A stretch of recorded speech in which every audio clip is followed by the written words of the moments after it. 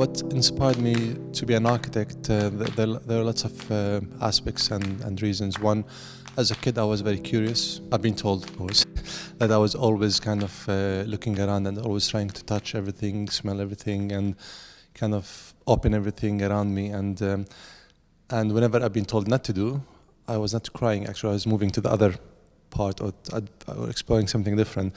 So I think curiosity was a very important aspect for any architect's life.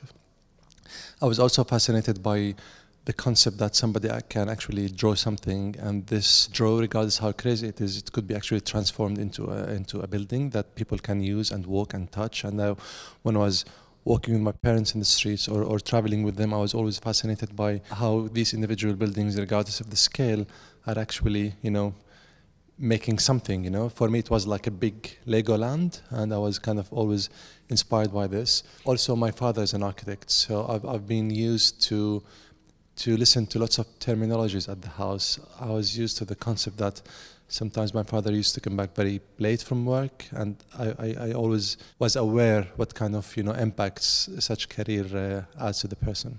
I think if you want to be an architect, you need to know that from day one. And in lots of cases, people study certain things because either, some people might say, well, his father was an architect, so it was a natural, career for him. If your father is a doctor, you become a doctor. If your father is a lawyer, you become a lawyer. But not in my case, and it shouldn't be in the case of anyone. So when I finished my high school, the option was architecture. And I didn't have the luxury personally, within all my own decision, to think about something else, because already I've realized what I wanted to be and what kind of gets my attention and my passion. So it was the obvious option for me. As long as a human being is always putting new targets and new goals to achieve, for me this is success itself. Even if somebody puts a target for themselves and they couldn't achieve it for lots of circumstances, unforeseen circumstances, the minute that they adjust the goal for something new and something different, this is, from my point of view, is a success. Success is not always to achieve a target, but always being able to go for a target, fighting for a target, and working hard to achieve something. And realizing that once you couldn't achieve it, it's not the end of the world. It's actually creating something different and creating a new challenge for yourself. It's very difficult working in a place like Zaha Hadid Architects to differentiate or to define your own style, because spending so many years in one place with such a strong character and strong identity like Zaha Hadid Architects, the style grows inside you, and you grow inside the style, so it becomes kind of one integrated language and identity. I still remember the first time when I picked up a book.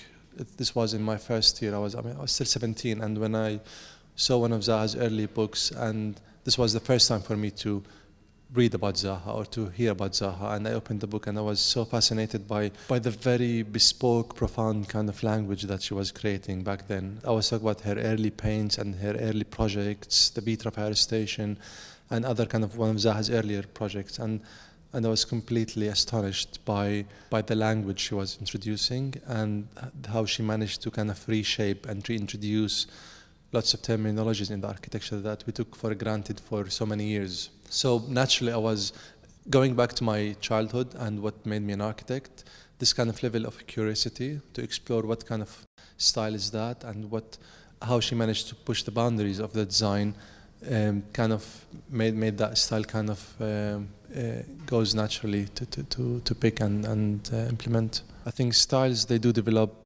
based on the circumstances a society has. These circumstances could be environmental circumstances, financial circumstances, social circumstances that defines that era.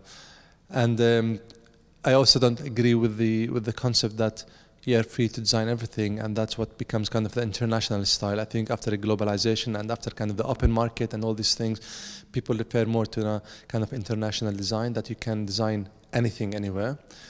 And Dubai maybe is a perfect place to refer to. And that's the fine line that distinguishes a good architecture from a bad architecture, regardless of the location. I think as long as the design and the architecture is respecting the ABC of a design, once you address these things, regardless of your style, your architecture and your design becomes kind of custom made and customized to that area. So if you design a building in Dubai, naturally, once you look at the environment of Dubai, the weather, conditions in Dubai, the nature of users, Dubai is a very international city. So once you start implementing all these ideas, your design is for Dubai, is for that specific place. If you are designing the same building, let's say in Cairo, it's different urban fabric, different users. So by default, your design becomes for that specific region.